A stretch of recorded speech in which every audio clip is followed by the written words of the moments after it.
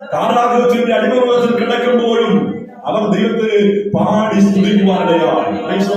അവർ ദൈവത്തിന് മഹത്വപ്പെടുക്കുവാനിടയായി. കൈകാലുകൾ ബന്ധിക്കപ്പെട്ടതാണ്, ആരാധിപ്പാൻ കൈകളടിക്കുവാൻ കഴിയുന്നില്ലായിരിക്കാം. എന്നാൽ അകത്തെ മനുഷ്യൻ ബന്ധിക്കപ്പെട്ടവനല്ല, അവൻ സ്വാതന്ത്ര്യം പ്രാപിച്ചവനാ. വചനത്താൽ വിടുതൽ പ്രാപിച്ച്, വചനത്താൽ ഹല്ലേലൂയ സ്വാതന്ത്ര്യം പ്രാപിച്ച, അവൻ സത്യം അറിഞ്ഞ് ആ സത്യത്താൽ സ്വാതന്ത്ര്യം പ്രാപിച്ച ഒരു അകത്തെ മനുഷ്യൻ തന്റെ ഉള്ളിലുണ്ട്. ആ മനുഷ്യനാണ് തന്നെ നിയന്ത്രിക്കുന്ന വ്യക്തമായ ബോധത്തോടുകൂടി